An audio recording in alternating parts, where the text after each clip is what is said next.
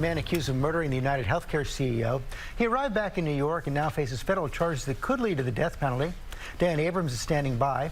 First, senior investigative correspondent Aaron Katursky here with the latest. Good morning, Aaron. Good morning, George. Luigi Mangione is waking up this morning in federal custody, actually at the same jail housing Sean Combs.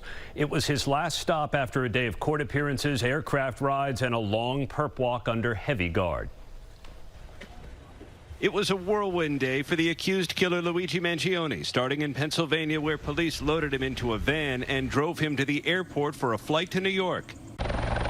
A helicopter delivered Mangione to Manhattan, shackled and surrounded by an entourage of officers. New York Mayor Eric Adams there waiting.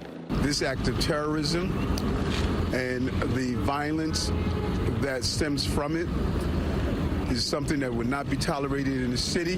Mangione appeared in Manhattan federal court, where prosecutors charged him with stalking and murdering UnitedHealthcare chief Brian Thompson. If convicted as charged, Mangione would be eligible for the death penalty. We're going to respectfully decline to make any comment at this time, but Mr. Mangione appreciates everyone's support. Outside courts in New York and Pennsylvania, small groups of people carried signs of support for the suspect, but to prosecutors, what Mangione allegedly did was an act of terrorism. It was targeted, premeditated, and meant to sow terror. Prosecutors said Mangione's handwritten notes express hostility towards the health insurance industry and wealthy executives in particular. In one passage, Mangione allegedly wrote, "The details are finally coming together. The target is insurance because it checks every box."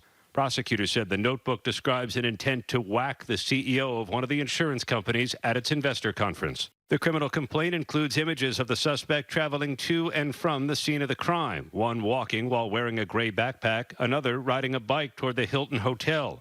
Despite the evidence, Mangione's supporters are not wavering.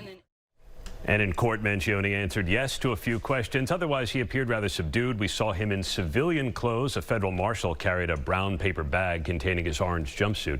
Mangione faces charges in state and federal courts. His attorney called that very confusing, highly unusual, and George signaled Mangione will fight every charge he faces. Okay, Aaron, thanks very much. For our chief legal analyst, Dan Abrams. Dan, several experts have raised questions about this terror charge. Yeah, so this is a way to get first-degree murder in New York State.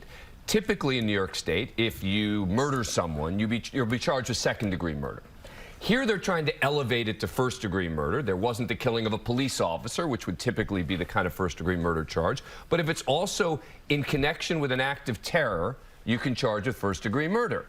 The challenge is going to be being able to prove that that was the motivation. So is that where the writings come in? Yes, and so they'll use the writings that he did. But the question becomes, was he trying to coerce the civilian population into fear? Or was he doing it to punish UnitedHealthcare and the insurance companies? And that actually may end up becoming one of the legal issues that's argued in this case. What exactly was he doing it for?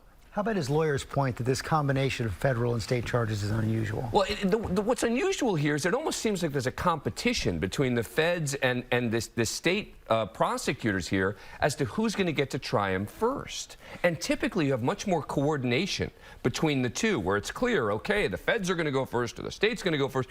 Here it almost feels like there's a race to who's going to be able to get him to trial first, as to who's going to get the first shot. Who wins the race?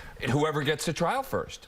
So it really, and typically federal courts move faster than state courts. So if you were asking me to bet, I would bet on the federal case moving faster, but we'll see. Dan Abrams, thanks very much.